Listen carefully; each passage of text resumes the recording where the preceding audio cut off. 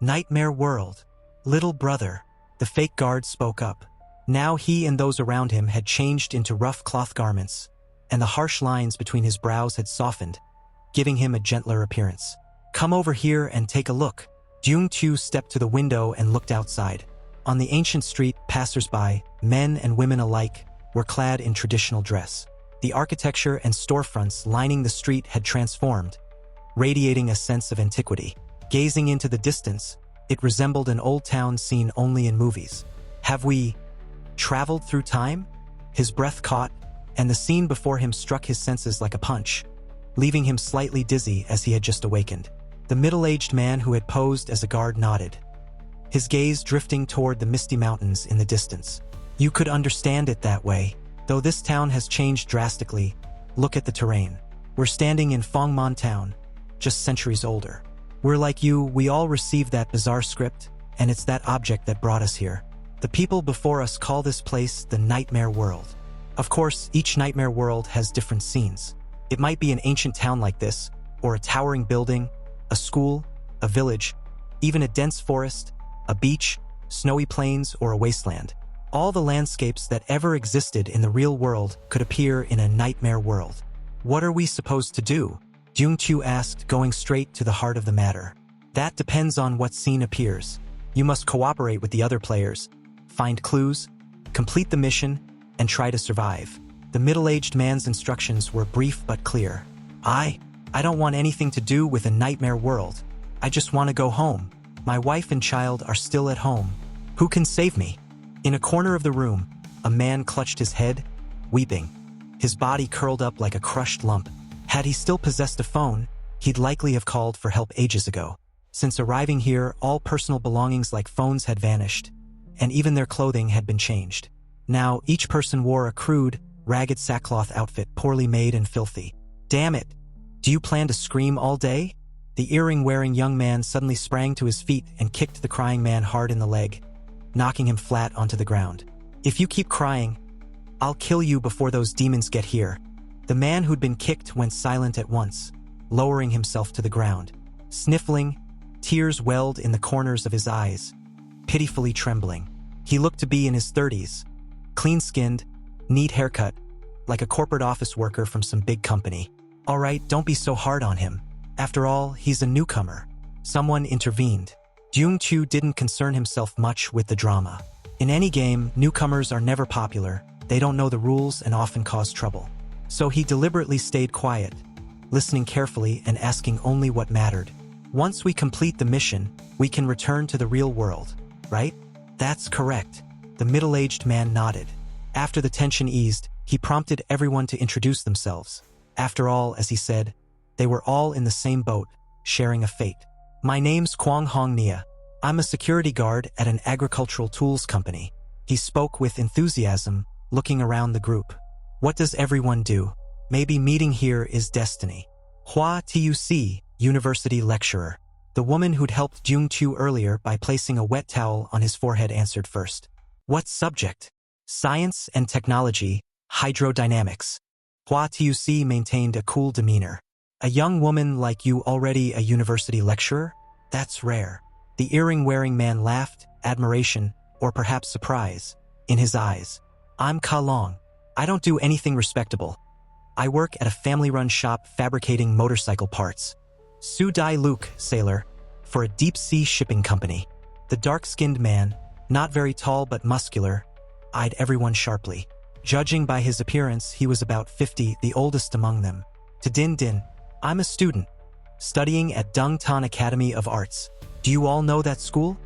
The short-haired woman, lightly made up and whispering like a buzzing mosquito, looked frightened, her complexion pale and voice trembling. Probably another newcomer like Jung-tu.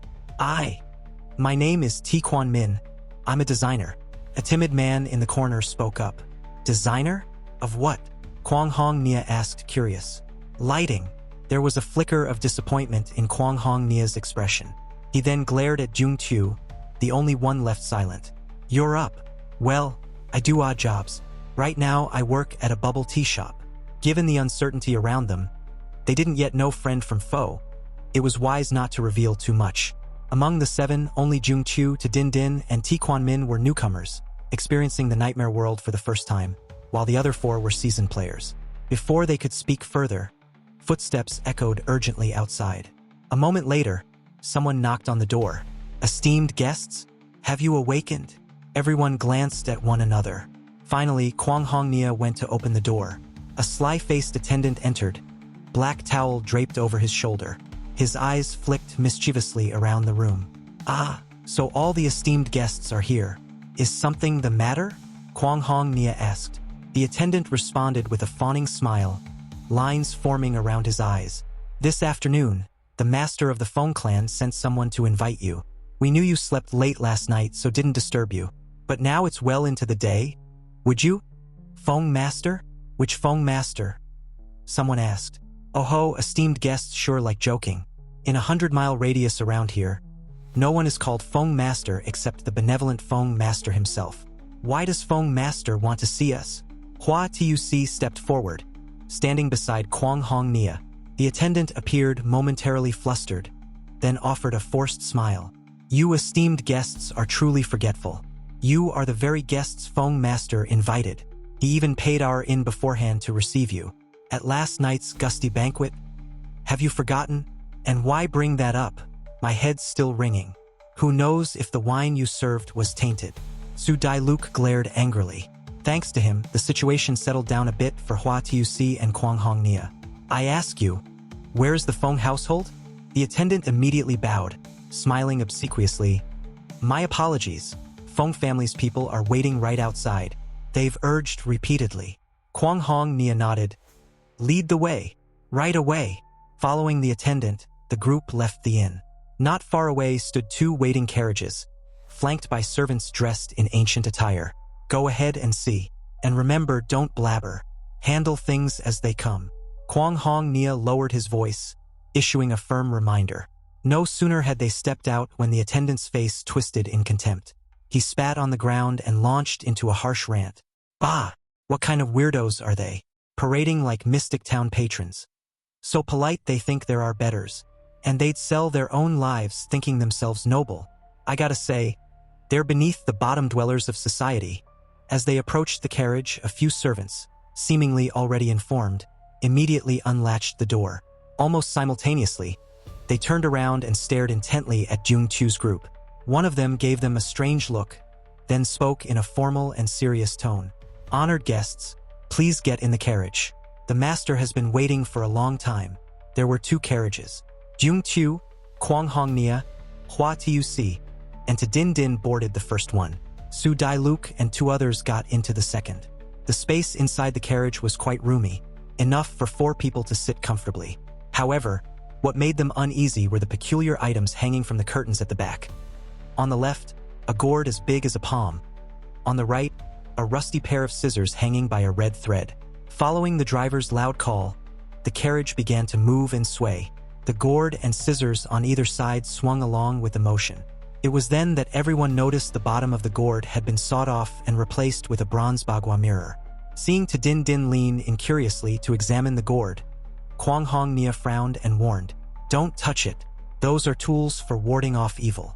At his words, to Din Din quickly recoiled and huddled close to Jung Chu. Through the gap in the curtain, they could see the streets on either side. Taverns, inns, tea houses, antique shops, and brightly decorated cosmetic stores. Yet most prevalent were humble establishments like rice shops, fabric stores, and general goods vendors, places essential for daily living. There were also quite a few street vendors, some carrying shoulder poles, others holding bamboo trays, selling their wares down every alleyway. Few pedestrians were properly dressed. Most looked pale and sickly, as if they hadn't eaten a full meal in days. Their clothes were heavily patched, some even more tattered than those of Jung Chu's group. On street corners, beggars both young and old sat or lay scattered. Upon seeing passers-by, the child beggars would instantly rush forward with chipped bowls, surrounding them and begging for alms. Pedestrians would hurriedly cover their mouths and noses, quickly moving away. If Jung Chu had to describe this town in one word, it would be artificially prosperous. On the surface, it bustled with life, but beneath was the heavy stench of death, like a massive burial ground. After about 20 minutes, the sound of hooves began to slow. Hua Tuc, who had been looking out the window, turned back and said quietly, "We're here." Outside was a wide avenue. They had arrived in front of a large residence. The deep red gates were tightly shut, and the stone steps were paved with large blue stones, neatly arranged, clean, and exuding a sense of majesty. What startled Jung Chu's group was that the mansion before them was the exact same as the one printed on the invitation, the Fong family manor of Fongmon Town. On either side of the gate hung two massive white lanterns, swaying gently in the wind. Written on them in thick brushstrokes was the character Dai-in, palace or hall. The main gate was only opened for grand occasions or to receive honored guests. Clearly, Jung Chu's group wasn't granted that honor. The gate remained shut, and the carriages did not stop.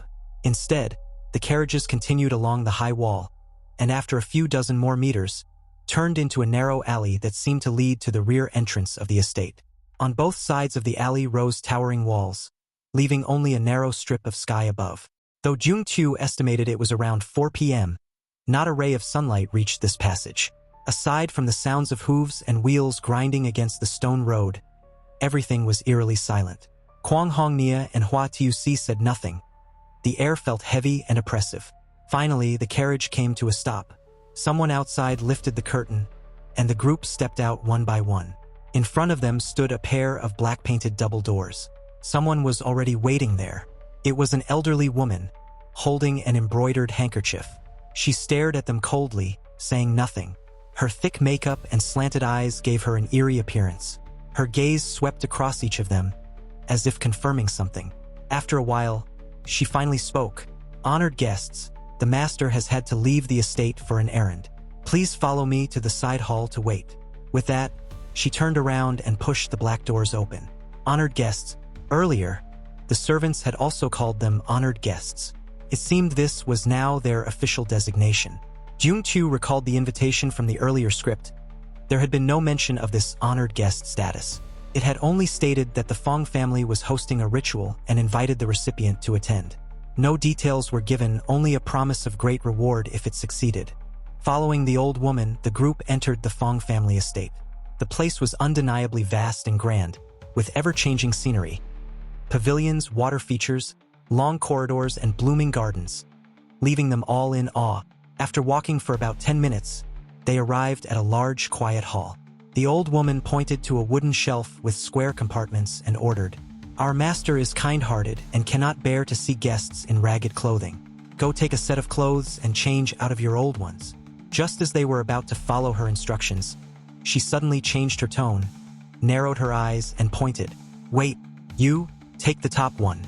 The person she singled out was Su Dai-luk, the oldest in the group. Caught off guard, he hesitated and instinctively asked, "Why me? Is there a rule?" With the same lifeless expression, the old woman replied, "Honored guest, those who enter the Fong estate must abide by its rules. The master favors those who understand decorum." Su Dai-luk said nothing more and obediently went to retrieve the only outfit on the top shelf. There was just one, no choice. Next was Kwang Hongnia, the second shelf. Again, only one set. Then she called Jung Chu, Kalong, and Ti Quan Min, 3 people for the third shelf. Exactly 3 sets, anyone could take whichever. Lastly were Hua Tuc and Din Din. They took the 2 sets on the bottom shelf. Once everyone held their new clothes, the old woman's expression softened slightly and she said, "Change your clothes now. The master is out purchasing paper for the second young master and likely won't be back in time to meet you tonight. If a whole incense stick's time passes and he hasn't returned, find the night patrol outside the door. They'll take you to your lodging." With that, she turned and left. Jung Chu and the others looked down at the clothes in their hands. Soft silk, meticulously crafted, clearly garments of the wealthy, even finer than what the old woman herself had worn earlier. "Ha!" Su Dai-luk opened his outfit and his expression turned strange. "Why are the sleeves uneven? My skirt's missing a corner." Hua Tuc lifted the hem for everyone to see. Jung Chu remained silent for a long while, because on the corner of his robe, he discovered a line of deep red characters. His exact birth date and time written in full,